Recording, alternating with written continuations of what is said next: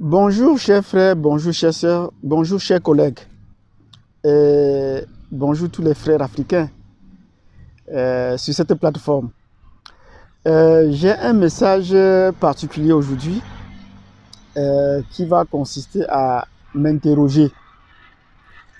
Jusqu'à quand allons-nous rester silencieux face aux écrits et aux verbiages que les gens font sur l'Afrique en général et sur l'Afrique francophone en particulier?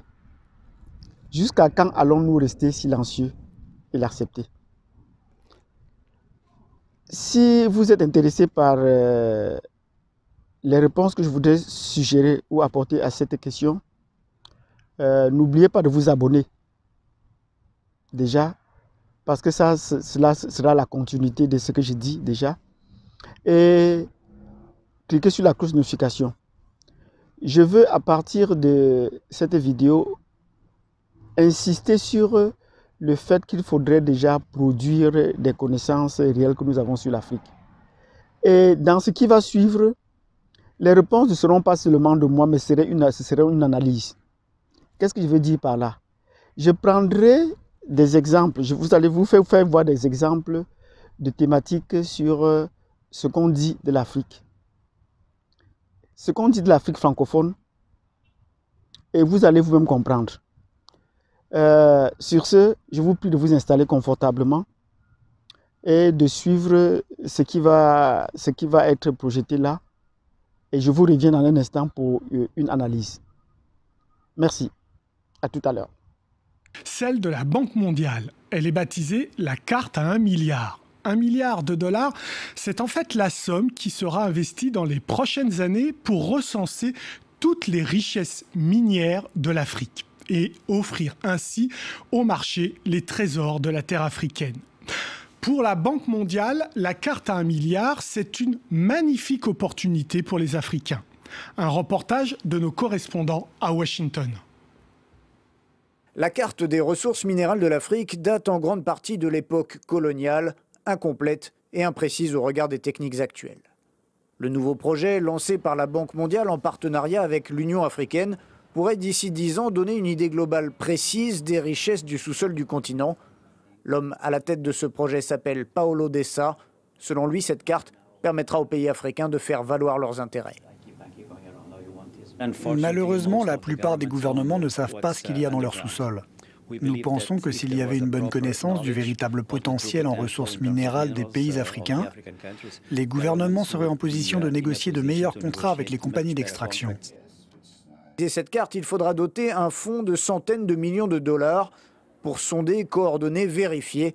La Banque mondiale avait elle-même lancé le surnom de carte à 1 milliard de dollars. C'était une expression pour attirer l'attention. Il était facile de s'y référer. Mais le chiffre ne correspond à rien de concret. Certains pensent que c'est la valeur des ressources minérales que l'on pourra découvrir grâce à ce projet. Mais nous pensons que la valeur des ressources qui peuvent être révélées peut être bien plus élevée que ça, de l'ordre de milliers de milliards de dollars. D'autres estiment que c'est ce que coûterait la réalisation de cette carte. L'idée de base est que la géologie ne s'arrête pas aux frontières. Il faut donc une organisation au-dessus des États et des partenaires financiers pour porter ce projet. La prochaine étape attendue est l'aval formel de l'Union africaine. Une organisation au-dessus des États.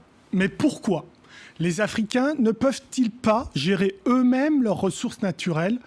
L'Afrique est-elle prête à accueillir ce don de la terre? Pour le spécialiste de l'OCDE que nous avons rencontré, la réponse n'est pas évidente. Bonjour mesdames, messieurs et bienvenue pour la suite de cette émission.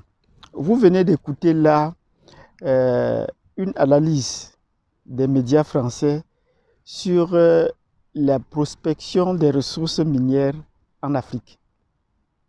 Ils ne parlent pas d'une région, mais ils parlent de toute l'Afrique.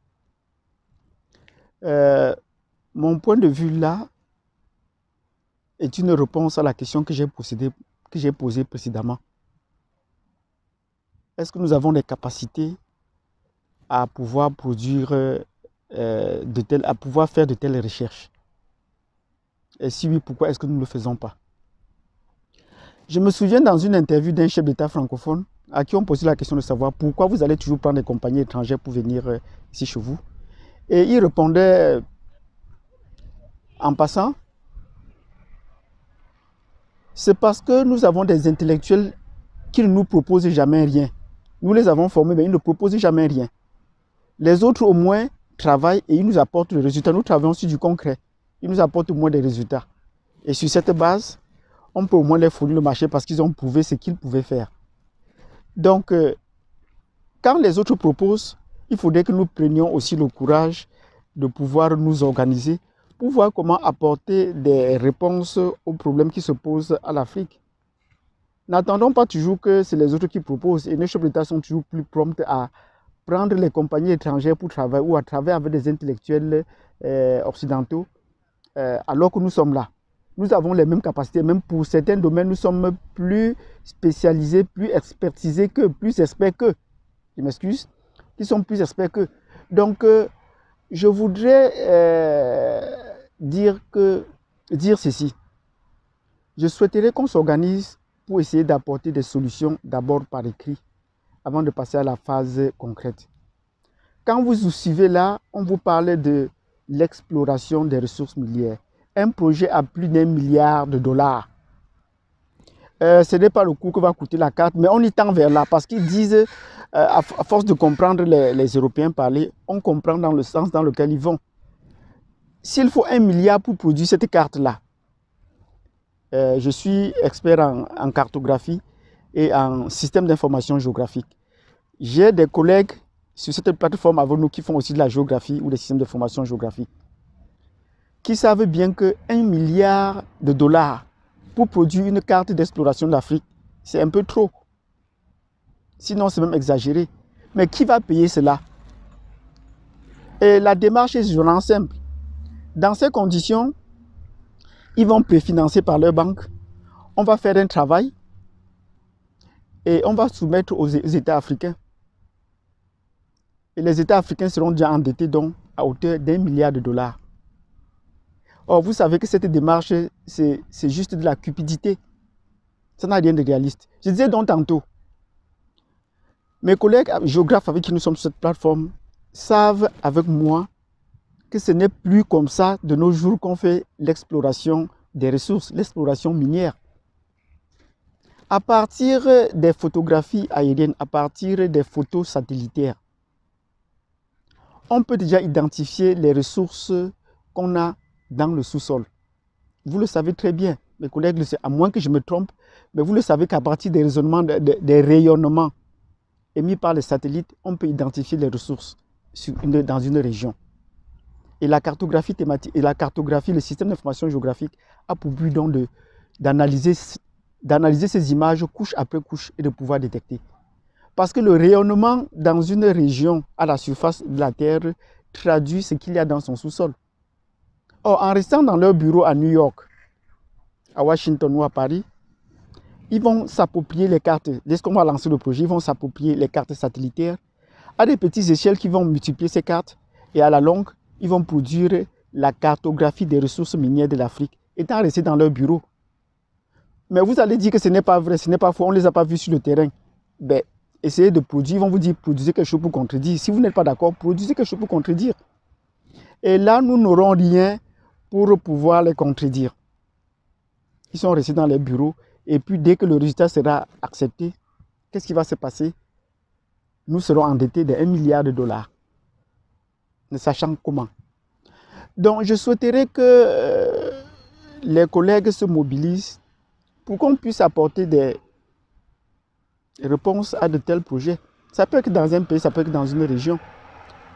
Voir comment même pour une certaine région ou pour un pays, on peut lancer l'exploration des ressources dans ces pays et les diffuser. Ça peut faire partie de notre projet climatique. Même dans des projets de recherche, on peut bâtir cela. Moi, je pense que c'est possible. En mettant 5 étudiants sur un projet pareil, ils peuvent nous développer, par exemple, la carte des ressources minières dans la CEDEAO. Puisque c'est un espace assez ouvert. Voilà, par exemple, des choses sur lesquelles je souhaiterais qu'on s'y attelle. et qu'on ne laisse plus les autres venir s'accaparer même ce qui nous appartient. Et par conséquent, ils définissent notre propre identité. Et on dit, c'est comme ça qu'ils sont. Chers collègues, prenons conscience, ne restons pas bouche bée. Si quelqu'un a une proposition, une démarche, comment est-ce qu'on peut mettre en œuvre ces projets, qu'il n'hésite pas à suggérer aux autres, qu'il n'hésite pas à me suggérer. Je suis prêt à m'investir davantage dans ce genre de projet. Je suis prêt à m'investir dans ce genre de projet. Donnez-moi des contacts ou des liens ou des démarches qui peuvent nous permettre de mettre en place des bureaux d'études pareils. De pouvoir produire des connaissances, comment faire, avoir des articles de diffusion. Ce n'est pas pour autant dire qu'on va abandonner les réseaux sociaux, non. Donc, voilà ce que je voulais dire en ce qui concerne les ressources, l'analyse de ces ressources. Et vous trouvez que de ce que je viens de dire là, il n'y a aucun spécialiste parmi eux. Ce sont des journalistes qui viennent vous expliquer comment est-ce qu'on va faire l'exploration des ressources minières en Afrique. Mais qu'ils cessent de venir parler de nous, qu'ils nous disent les ressources minières qu'on a en Europe. Et s'ils n'en ont pas, qu'ils laissent les Africains eux-mêmes produire leurs propres ressources, leurs propres données. Et c'est à nous, les universitaires africains, particulièrement francophones, de pouvoir travailler dans ce sens. Mettons-nous ensemble pour pouvoir mobiliser la jeunesse et leur montrer le chemin où on va. Merci à tous ceux qui viennent de m'écouter. Je vous remercie pour avoir suivi cette émission d'un bout à l'autre. Et je vous prie de partager. Et s'il y a des questions, n'hésitez pas à les poser. Et surtout, cliquez sur la cloche de notification pour ne pas rater les prochaines vidéos. Sur ce, je vous donne rendez-vous demain. À plus tard.